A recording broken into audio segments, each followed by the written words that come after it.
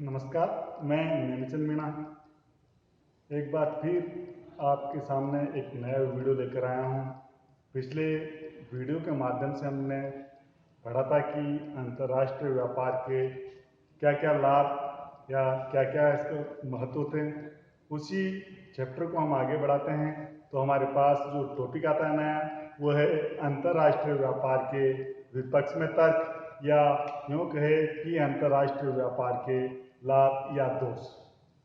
वैसे अंतर्राष्ट्रीय व्यापार का महत्व आर्थिक, सामाजिक, राजनीतिक सभी क्षेत्रों में बहुत अधिक है, लेकिन इसके दोष भी उतने ही भयंकर है। इसलिए सभी राष्ट्र इसको कहीं ना कहीं नियंत्रित करने का प्रयत्न करते हैं।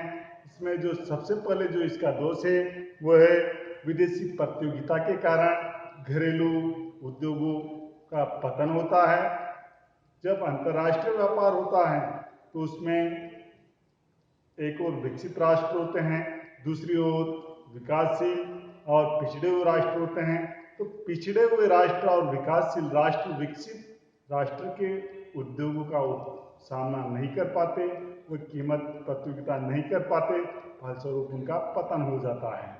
इसके बाद में इसका जो दूसरा दोष है वो है प्राकृतिक साधनों का दुरुपयोग। अंतर्राष्ट्रीय व्यापार के कारण प्राकृतिक साधनों का अति विदोलन होने लगता है, तो जो हमारे आने वाली पीढ़ियां हैं उनको प्राकृतिक संसाधन पर्याप्त मात्रा में नहीं मिलेंगे। हो सकता है आज तो उनका उस देश का विकास हो, लेकिन इसके कहीं ना कहीं दुष्परिणाम आगे आने वाली पीढ़ी को देखने को मिलेंगे। इसके बाद में इसका जो तीसरा जो दोष है वो है आत्मनिर्भरता को हतोत्साहित। आज विश्व में शायद ही कोई ऐसा देश हो जो आत्मनिर्भर हो। ये सब अंतर्राष्ट्रीय व्यापार के कारण है।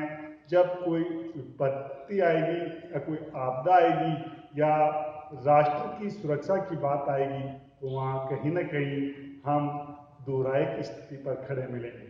और इसका जो अगला दोष है नंबर 4, वो है देश का असंतुलित विकास, एकांकी विकास। क्योंकि जब हम श्रम विभाजन और विशिष्टीकरण की बात करते हैं तो हम कहीं ना कहीं एक क्षेत्र विशेष तक सिमट कर रह जाएंगे और दूसरे क्षेत्र को हम पिछड़ जाएंगे, उस पर अपना ध्यान नहीं दे पाएंगे और ये कहीं ना कहीं देश के लिए, सुरक्षा के लिए एक खतरा उत्पन्न हो सकता है। अगला दोष इसका उपभोक्ताओं की आदतों पर प्रतिकूल प्रभाव पड़ता है। अंतर्राष्ट्रीय व्यापार जब होता है, हम दूसरे देश से जो वस्तुओं सेवाओं का आयात करते हैं, वहाँ कहीं न कहीं एक ऐसी प्रवृत्ति उपभोक्ता में जन्म ले लेती है जो देश के लिए हानिकारक होती है। जैसे हम इंग्लैंड की शराब या विदेशी जो ब्रांडेड है उनके यहाँ पर उपभोग करते हैं, उसके कहीं ना कहीं साइड इफेक्ट हमारी अर्थव्यवस्था पर पड़ेंगे। इसके बाद में जो अगला जो दोष है वो है राशिपातन और गलाघोट प्रतियोगिता। हम अंतर्राष्ट्रीय व्यापार में कहीं ना कहीं दूसरे देशों से अपना व्यापार बढ़ाने के लिए राशिपातन की पद्धति को अपना लेते हैं, टेक्नोलॉजी को अपना लेते हैं, गलाघोट प्रतिस्पर्धा को बढ़ावा मिलता है। ये कहीं ना कहीं हमारे लिए अंतर्राष्ट्रीय व्यापार के बहुत ही अधिक साइड इफेक्ट है। अगला जो दोष है वो है अतिरिक्त उत्पादन या कम उत्पादन। जब हम अंतर्राष्ट्रीय व्यापार की बात करते हैं तो वहाँ पर सही सही मांग का अनुमान लगाना बड़ा कठिन काम हो जाता है, क्योंकि अंतर्राष्ट्रीय व्यापार का क्षेत्र बहुत ही व्यापक होता है। जब आप मांग का सही अनुमान नहीं लगा पाओगे तो कहीं ना कहीं या तो अतिरिक्त उत्पादन हो जाएगा यानी अति उत्पादन हो जाएगा, या हो सकता है मांग के अकॉर्डिंग पूर्ति ही ना हो यानी कम उत्पादन हो जाए। इसके लिए कहीं ना कहीं अंतर्राष्ट्रीय व्यापार का दोष हम दे सकते हैं।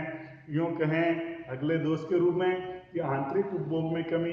हम विदेशी मुद्रा के लालच में हम आंतरिक उपभोग घटा देते हैं। क्योंकि हमें विदेशी मुद्रा की आवश्यकता होती है। हम अपने यहाँ हो सकता है वस्तुओं का अभाव हो जाए और हम उनको विदेशों को निर्यात करने की बात करते हैं। अगला जो दोष है इसमें आपके युद्ध काल में कठिनाई। जब कोई संकट की घड़ी आती है तो वैसे अंतर्राष्ट्रीय व्यापार युद्ध की स्थिति या संकट के समय पे हमारे लिए एक सहारा भी होता है, लेकिन कभी कभी ये दूधारी तलवार है, दोनों तरफ चल जाती है। ये जब आप बात करते हो तो उसके महत्व की तो वो आपके पक्ष में आती है, जब बात करते हैं इसके विपक्ष की तो ये हमारे लिए एक बहुत ही बड़ा दोष है। क्योंकि जब आप अंतर्राष्ट्रीय व्यापार में दूसरे देशों के ऊपर डिपेंड हो जाएंगे तो आपकी राष्ट्रीय सुरक्षा के लिए एक बहुत ही बड़ा खतरा उत्पन्न हो जाएगा। हो सकता है आप जिस देश के साथ अंतर्राष्ट्रीय व्यापार कर रहे थे उस देश से ही आपका झगड़ा हो गया, तो फिर आप ऐसी स्थिति में क्या करोगे। इसमें जो अगला दोष है वो है राजनीतिक दासता। क्या है राजनीतिक दासता का उदाहरण हम भारत से ही ले सकते हैं, क्योंकि प्रारंभ में अपने यहाँ पर ईस्ट इंडिया कंपनी आई थी, वो व्यापार करने के माध्यम से आई थी, लेकिन उन्होंने धीरे धीरे भारत पर अपना प्रभुत्व जमा लिया। लगभग 150-200 साल हम इंग्लैंड के गुलाम रहे। ये एक राजनीतिक दासता के लिए भी कहीं न कहीं जिम्मेदार है। अगला है आर्थिक शोषण। अंतर्राष्ट्रीय व्यापार में जो विकसित राष्ट्र है वह कहीं न कहीं पिछड़े हुए और विकासशील राष्ट्रों का कहीं न कहीं शोषण करते हैं, क्योंकि जब अंतर्राष्ट्रीय व्यापार से उनके घरेलू उद्योगों का पतन हो जाता है तो ये शोषण करने लग जाते हैं, और ये शोषण कहीं न कहीं संघर्ष की स्थिति उत्पन्न ले लेते हैं, और ये बहुत ही बड़े झगड़ों का एक महत्वपूर्ण कारण हो जाता है।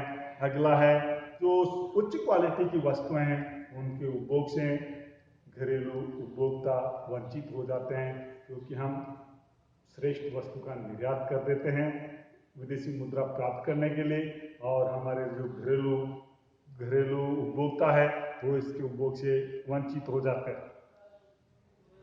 अगला जो दोष इसमें राजनीतिक एवं प्रशासनिक भ्रष्टाचार। अंतर्राष्ट्रीय व्यापार में व्यापार बढ़ाने के लिए, एकाधिकार स्थापित करने के लिए कई प्रकार के राजनीतिक और प्रशासनिक भ्रष्टाचारों को बढ़ावा मिलता है।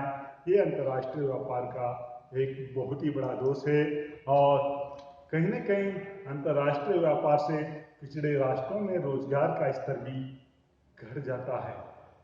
ये जरूरी नहीं कि रोजगार उनमें बढ़े, एक बहुत ही बड़ा इसका दोष है। और इसमें एक और जो समस्या है वो है आपके अंतर्राष्ट्रीय देश यानी अंतर्राष्ट्रीय विदेश की भावना और संघर्ष की स्थिति भी उत्पन्न हो जाती है।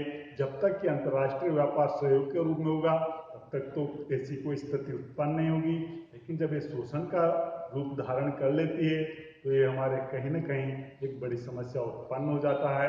इसलिए ये कहते हैं कि जो पिछड़े हुए राष्ट्र है, जो विकासशील राष्ट्र है, उनको कहीं न कहीं अपने उद्योगों को संरक्षित करने का एक प्रयत्न करना जरूरी है।